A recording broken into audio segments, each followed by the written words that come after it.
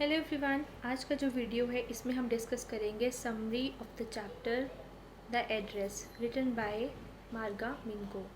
सो ये चैप्टर जो है इसके बीच में जो नरेटर है मार्गा मिनको वो एक स्टोरी लिख रही हैं और इस स्टोरी के माध्यम से वो हमें ये बताना चाहती हैं कि उनके साथ उनकी लाइफ में क्या क्या हैपनिंग्स हुई और किस तरह से सिचुएशंस जो थी वो इतनी ट्रॉमेटिक हो चुकी थी, बट फिर भी उनके स्टेडफास्टनेस से, उनकी फेथ जो उनको अपने पे है और वो बिलीव जिससे वो काम करने की आगे इच्छा रखती हैं और रेजोल्यूट होती हैं कि मुझे डिटर्मिनेशन के साथ आगे बढ़ना है और मुझे मूव ऑन करना है, बाकी सब चीज़ों को छोड़ देना है। तो आइए हम इस स्टोरी को डिस्कस करें। इस स्टोरी के बीच में मार्गा मिनको जो है वो एक डॉटर है मिसेस एस की। मिसेस एस जो है वो इतना मेजर कैरेक्टर नहीं है क्योंकि उनका जहाँ पे थोड़ा बहुत ही आपको सुनने को मिलेगा। तो मिसेस एस जो हैं उनकी डॉटर हैं, उनकी बेटी है मार्गा मिनको, और मार्गा मिनको जो हैं वो पढ़ाई के लिए कहीं बाहर रहती हैं। तो जब वो अपने घर में वापस आती हैं तो उनको ऐसे लगता है कि कुछ चीज़ें जो हैं वो मिसिंग हैं। जैसे हम अपने घर में आते हैं, हम अपने घर का सामान अच्छे से पहचानते हैं कि कहाँ पे कौन सी चीज़ रखी हुई है। तो एक जो प्रॉपर अरेंजमेंट होता है, हर एक चीज़ को रखने का एक ऑर्डर होता है, वो उनके दिमाग में होता है। तो वो जैसे ही पढ़ के या पढ़ने के बाद जब घर पे वापस आती है या बीच में हॉलीडेज़ में वापस आती है तो उनको ऐसा लगता है कि उनकी माँ ने कुछ सामान जो है वो डिसऑर्गेनाइज़ किया है या फिर कुछ चीज़ें जो है वो कमरे में मिसिंग हैं। तो जब वो अपनी माँ से इनकाउंटर में पूछती हैं कि ये सामान कहाँ गया, तो उसकी माँ जो है उसको एक एड्रेस बताती हैं। जो एड्रेस है मार्कोनी स्ट्रीट, मिसेस डॉर्लिंग 46। सो ये जो एड्रेस है, ये उसकी माँ जो है मिसेस एस अपनी डॉटर को बोलती है कि आपको ये एड्रेस जो है ये याद रखना पड़ेगा। एक्चुअली ये जो सीन क्रिएटेड है ये हॉलैंड से है और हॉलैंड में ये ज्यूइश पीपल जो हैं उनको हॉलैंड को छोड़ने के लिए बोला गया है। बट वहाँ पे एक्चुअली वॉर सिचुएशन जो है वो वॉर वाली सिचुएशन हो चुकी है, एक युद्ध जो है वो स्टार्ट होने वाला है। इसलिए वो ज्यूइश पीपल को बोलते हैं कि भाई आप लोग यहाँ पे स्टे नहीं कर सकते, आपको यहाँ से चले जाना चाहिए। तो मिसेस एस जो है उसकी एक पुरानी फैमिलियर पर्सन होती है, एक्वेंटेंस होती है जिसका नाम है मिसेस डॉर्लिंग। और मिसेस डॉर्लिंग जो है वो अपेरेंस में एक हैवी वुमेन की तरह है, मतलब शी इज़ हेल्दी। तो यहाँ पे हम पढ़ते हैं कि स्टोरी के स्टार्ट में जो लड़की है वो वॉर के बाद, मतलब वॉर कंप्लीट हो चुका है, वॉर ख़त्म हो चुका है, उसके साइड इफ़ेक्ट्स उसके सब चीज़ें जो हैं वो हो चुकी हैं। और पोस्ट वॉर टाइम पे ये लड़की जो है ये अपने होम टाउन में विज़िट करती है। यहाँ पे इसकी माँ का घर था, यहाँ पे इसका अपना घर था। तो यहाँ पे आने के बाद ये मिसेस डॉर्लिंग के घर पे जाना ज़रूरी समझती है क्योंकि मिसेस डॉर्लिंग जो है वो मिसेस एस का सामान लेके, सारा ही सामान लेके अपने घर में चली गई है। और मिसेस एस के अकॉर्डिंग अपनी डॉटर के लिए ये एक मैसेज कि आपको ये एड्रेस जो है मार्कोनी स्ट्रीट नंबर 46 आपको याद रखना है, ये डॉर्लिंग का घर है और यहाँ पे जाके आपने सामान जो है वो वापस लेना है। तो मदर की बिलोंगिंग्स जो हैं उनको लेने के लिए लड़की निकल पड़ती है। जब ये उनके घर में बाहर नॉक करती है पहुंचने के बाद, तो वो लेडी जो है वो थोड़ा सा दरवाज़ा खोलती है, इसके साथ बातचीत करती है, बट वो इस तरह से प्रिटेंड करती है, बहाना करती है कि वो इस लड़की को नहीं पहचानती। पहली बार लड़की जब उससे देखती है, उससे बात करती है, तो उसको भी ये लगता है कि शायद मैं किसी गलत पते पे आ चुकी हूँ, इसीलिए जो यहाँ की ओनर है वो मुझे पहचान नहीं रही है।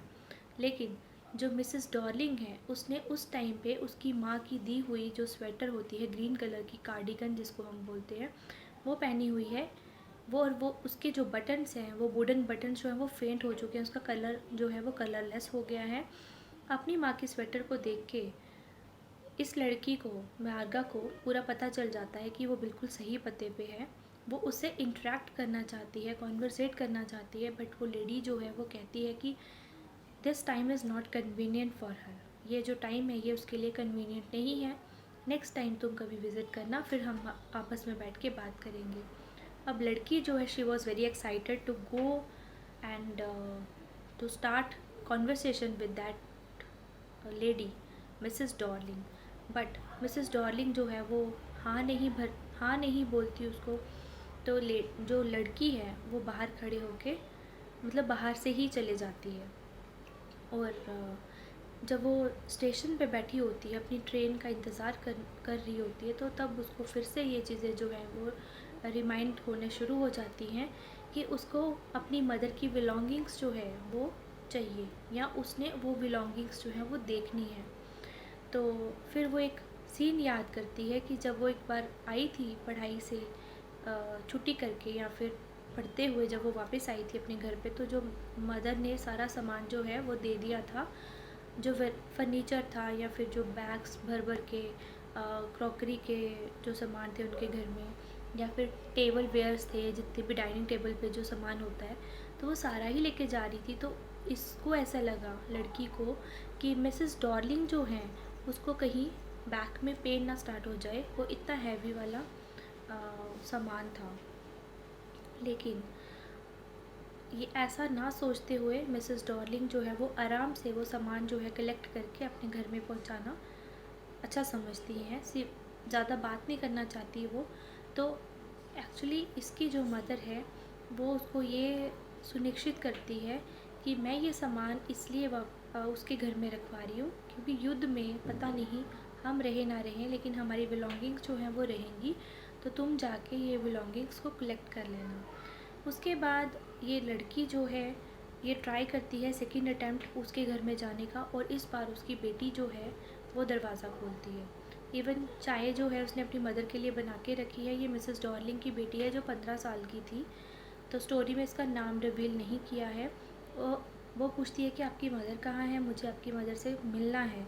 और ये लड़की जो है ये बात करते हुए बताती है कि मेरी मदर जो है वो घर पे नहीं है, वो छोटे मोटे काम के लिए बाहर गई हैं, आप आइए बैठिए उनका वेट कीजिए, तब तक मैंने उनके लिए चाय प्रिपेयर की है, आप चाय पीजिए। तो जिस प्लेट में और जिस कप में वो चाय पोर करती है, वो कप और प्लेट इन्हीं के घर के होते हैं, और ये कप और प्लेट को पहचान लेती है और बातें करती है। उसके साथ साथ बिना ट्राई किए हुए ही इसके अंदर से बोलना जो है वो स्टार्ट हो जाती है। लाइक जैसे हम बात नहीं करना चाहते बट स्टिल हमारे मुंह से कुछ निकल जाता है। तो this is the flow. Actually इसके कॉन्शियसनेस में जो मार्गा है उसके कॉन्शियसनेस में बहुत बातें चल रही हैं। तो एक्टिविटी मतलब बात तो नहीं हो पा रही है, लेकिन वो बात करना भी नहीं चाहती है, बट फिर भी ऐसे ही उसके मुंह से जो बातें हैं वो निकले जा रही है, और फिर वो लगता है उसको कि मैंने कुछ बोल दिया। फिर वो उसके ऊपर और एक्टिव होके सोचती है कि मैंने क्या बोल दिया। तो जब अपनी माँ का सामान जो है ये मिसेस डॉर्लिंग के घर में देखती है, तो वो बड़ा डिसऑर्गेनाइज्ड वे में अरेंज्ड होता है, जिसको देख के एक मस्ती सी स्मेल जो है उस कमरे की, भद्दी सी खुश स्मेल जो है, बदबू, वो इमर्ज हो रही होती है दीवारों से, जिसको सीलन की स्मेल भी बोलते हैं।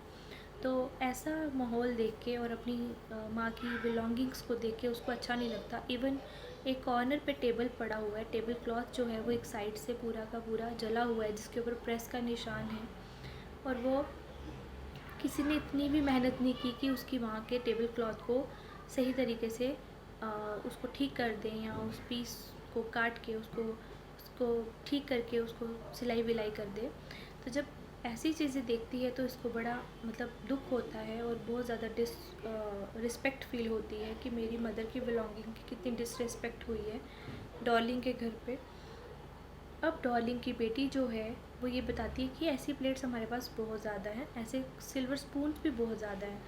और जब ये अपनी माँ से इंटरेक्ट करती है मिसेस एस के साथ, मार्गा की बात होती है, जब ये अपने बचपन के कुछ साल पहले के किस्से याद करती है, तब उसको ये फील होता है कि किस तरीके से किस तरीके से मेरी माँ ने कभी हमें बताया ही नहीं कि जिन प्लेट्स में या जिन बर्तनों में हम खाना खाते हैं वो चांदी के बर्तन हैं, और कटलरी जो हमारे घर में पूरी पड़ी है वो पूरी की पूरी चांदी की है। तो एक बार पॉलिशिंग करने की बात होती है, तो मार्गा की मदर जो है वो ये बात बोलती है कि आओ मेरे साथ पॉलिशिंग करा दो, इन बर्तनों की, तब इसको पहली बार ये पता चलता है कि ये जो स्पून्स हैं ये चांदी के हैं, सिल्वर स्पून्स हैं। और ऐसे ही बात करते करते सोचते हुए इसके मुँह से निकल जाता है कि ऐसे स्पून्स आपके घर में और भी होंगे, और वो लड़की जो है वो इसको डायरेक्ट करती है कि हमारे उस रूम में कटलरी पड़ी है, और वो उसको दिखाना चाहती है, जबकि मार्गा जो है तब तक ये डिसाइड कर चुकी होती है कि मुझे मेरी माँ की बिलोंगिंग्स नहीं चाहिए। और अपने आप को ये इस तरीके से बताती है कि जिस रेंटल रूम में मैं रहती हूँ उसके ऊपर तो विंडो फ्रेम भी नहीं है, वहाँ पे भी मैंने कुछ क्लॉथ्स, कुछ रैक्स जो हैं फटे पुराने कपड़े, न्यूज़पेपर उसके साथ उसका एक लाइक उसको कवर किया है।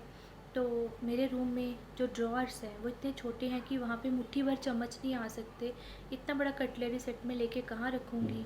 और जो मेरी मदर की बिलोंगिंग्स है, जो फर्नीचर है, वो मैं कहाँ रखूँगी? क्योंकि वो मेरा जो कमरा है वो भी बड़ा छोटा सा रूम है।